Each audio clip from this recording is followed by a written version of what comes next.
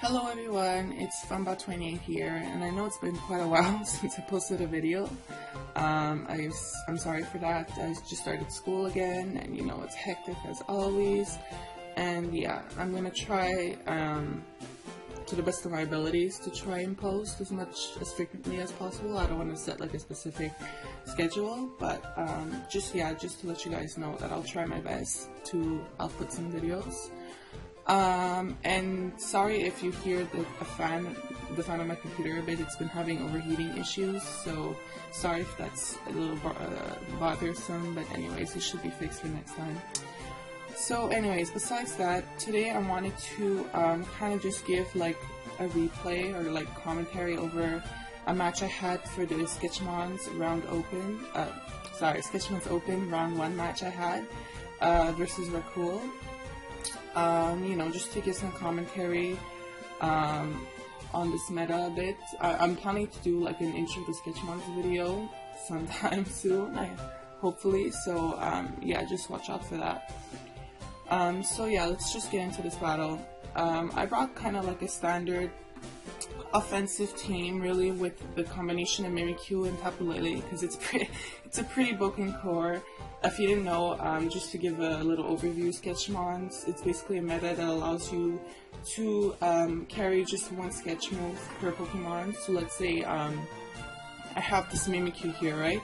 It has its regular move pool, has its regular ability, everything's normal as in standard play, but it just gains access to a move it's not able, like it doesn't originally have. So in this case, I have Belly Drum Mimikyu, because with Disguise, it's able to set up a Belly Drum and just sweep quite easily. And yeah, that's basically the premise behind this whole metagame. So I paired it with Scarf Tapu Lele because with Psychic Terrain, it could check opposing Mimikyu with Shadow Sneak, which my opponent not surprisingly brought. And it's in general just a nice revenge killer for offensive teams. I bought a bulky Lando T because it's a nice rock setter and it's just a great blocky check to like many physical attackers in this metagame. I brought a Specs Ash Greninja because again it's a great revenge killer and it's a powerhouse with Water Spout. That's the sketch move I used on it. Next I brought Assault Vest Tangrowth because it's a great special wall, like special blanket check.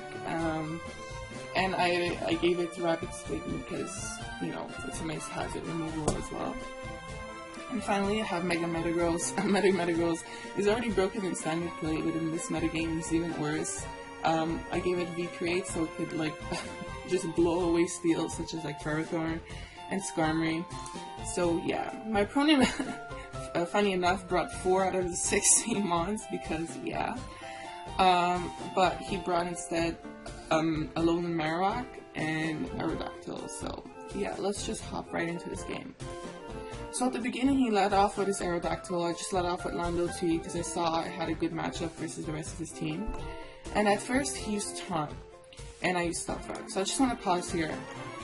I kind of should have expected this because I saw the Metagross on his team, so obviously that was his Megamon, unless it was like an Assault Vest Metagross, but that's really uncommon this gen. So I should assume it was just Lead Arrow with Taunt and Stealth Rocks and stuff like that. Because I was kind of like fearing just like Choice Band Head Smash or Brave Bird because that's what it usually runs in this metagame. But I just should have just assumed that was a misplay on my part, that it was just going to taunt me. So I should have just went for a U-turn there and already gained some momentum from the beginning of the match. But anyways, I decided to go for rocks as he taunts. So now he sets up his own rocks as I just U-turn out of there because my Lando can't really touch it.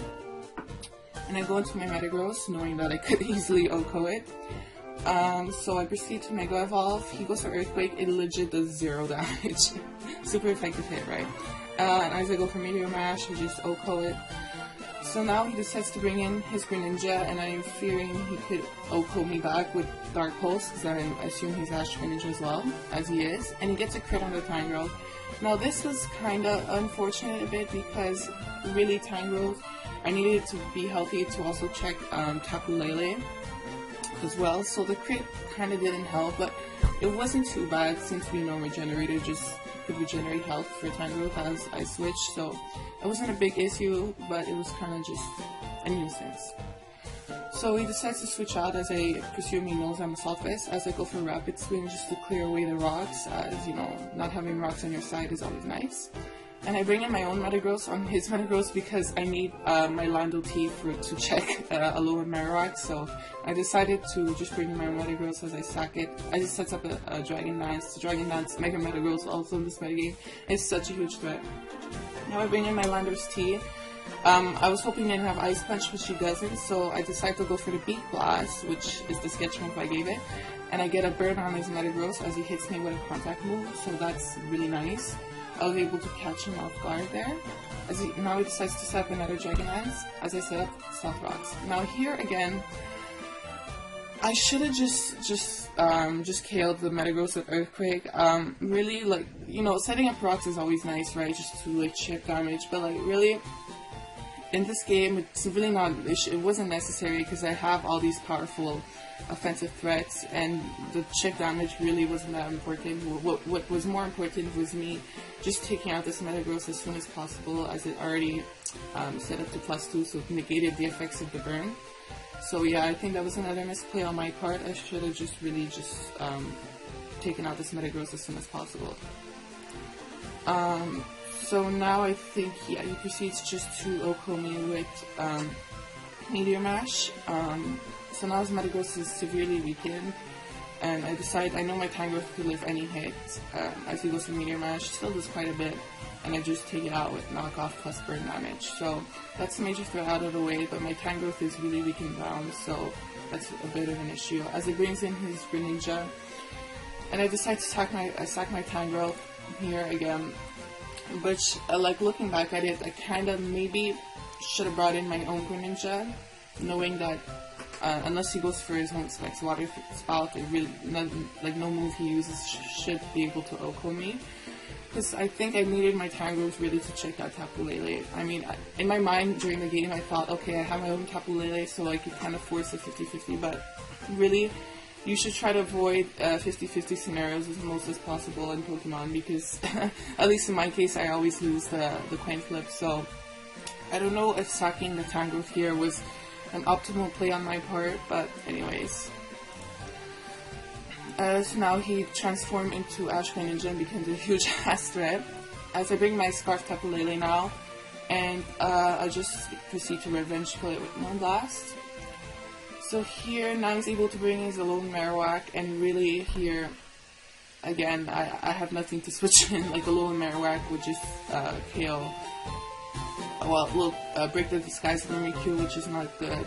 And I was fearing he was going to go for the Earthquake, predicting my switch into Greninja, which I think would likely KO, if I'm not mistaken, if he's Max Attack Adamant. So I decided just to sack my Tapu Lele here, which was really, I don't know if that was an agreeable play on my part, but anyways, as she just KOs me with Shadow Bone. Now, here I decide to bring in my Greninja and just Revenge Kill it with Water Spout. Yeah. So in this scenario, he brings in his Tapu Lele. So in this scenario, I'm kind of in a predicament because he could just Revenge Kill me with Tapu Lele. I didn't want to bring in my Mimikyu to break the disguise, because the disguise was necessary to help Mimikyu set up and everything. So it was kind of a predicament because his Mimikyu still had his own disguise intact. So it was really hard for me to make a comeback at this point of the game. As you can see, he just Revenge Kills me with Moonblast. And here, usually, like here, I just want to pause to explain. Usually, the most common Mimikyu set is just Belly Drum with Shadow Sneak and two other Play Rough and Shadow Claw. But here, I decided to bring a set which is basically Sub-Salic Mimikyu with Belly Drum. So basically, with disguise, the Tapu Lele would be able to hit me and break the disguise as I set up a sub. And then you could Belly Drum, which brings you all the way down to 25%, which activates Salic Berry, so Mimikyu would be at +4 with attack with +1 speed, and that's how I usually sweep with this set. But in this case, his own Mimikyu still had disguise, so really, I think no matter what I did here, I was also fearing the priority from his Mimikyu with Shadow Sneak, which I asked Rakul later, and he said he did have priority, so I think in this case, the game is really pretty much over for me. He breaks my disguise with Moonblast. I just decided to set up a setup to see if I could make it back, which I probably really couldn't. Now here, this is when I was fearing the priority from his own Mimikyu, so I didn't bother even setting up a belly drum in this case. I just went for Shadow Claw, and I didn't even kill. I was surprised, like, wow, Mimikyu's weak without setup.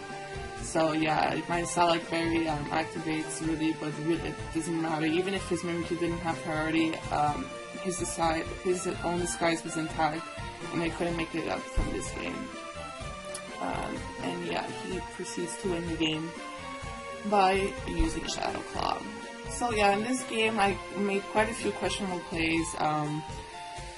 You know, I don't play Sketchmons as much as every other one, so I wasn't like the best player, and I know Rakul was pretty esteemed Sketchmons player, but like, I know I made quite a few questionable plays, and I think I really had a chance to win this game, but you know, it was my own fault for making such questionable plays. So GG Rakul, was a fun game.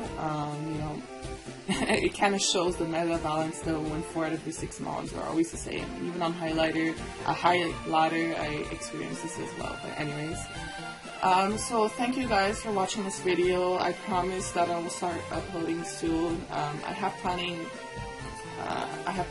to upload Mix and Mega OMcast with the Mix and Mega Council, so watch out for that. It should be up soon. And yeah, I just want to thank you guys again for watching and being patient. And yeah, bye.